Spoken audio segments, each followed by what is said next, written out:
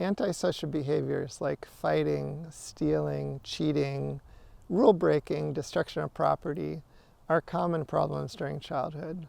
Some children do these behaviors a lot, so much so that they're given a diagnosis called conduct disorder.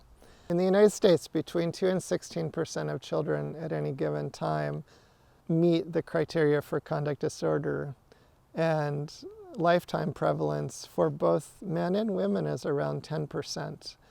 So this is a problem that's of significance.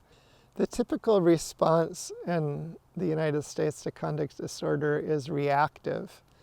So a family might bring their child in to see a counselor or a psychologist with concerns about antisocial behaviors, or a child might get in trouble with the police and end up involved with juvenile justice. But an alternative to these kind of reactive approaches are preventive approaches. So in the late 1980s, a group at the Oregon Social Learning Center who had been developing intervention reactive type approaches for several decades started to develop preventive interventions. Bailey Hill School in Eugene is participating in an experiment that involves heading off behavioral problems in children while keeping parents closely and actively involved in the lessons they learn.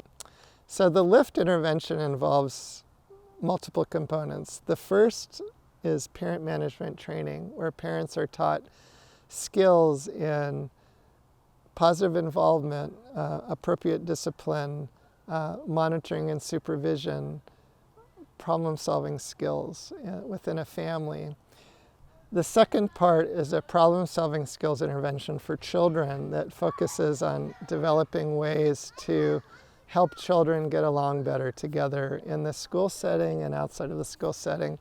The third part is called the good behavior game, where adults are taught to provide better supervision on the playground during recess time and intervene early when they see fights happening, and reward good behavior. And the fourth part is an intervention to increase communication between parents and teachers so they understand better what's going on at home and what's going on at school.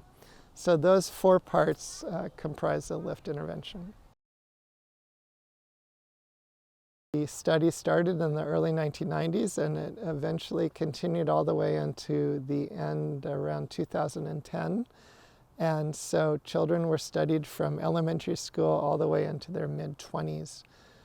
The intervention itself took place over a period of about 3 months in either the first grade or the fifth grade, and the findings were quite positive in terms of making positive impacts in the lives of children and their families. Lower levels of antisocial behavior were observed in the children. More positive communication between parents and children were observed, and teachers rated children as better behaved in the school setting. So this was a quite promising attempt. Findings from the LIFT study have influenced a wide variety of other work that research teams that I've been involved with over the years have conducted, including work with Mexican immigrants, work with incarcerated parents, work with families and teachers in Central America, and currently work that we're involved in with Committee for Children in Seattle, who has created their own set of interventions for parents and for children.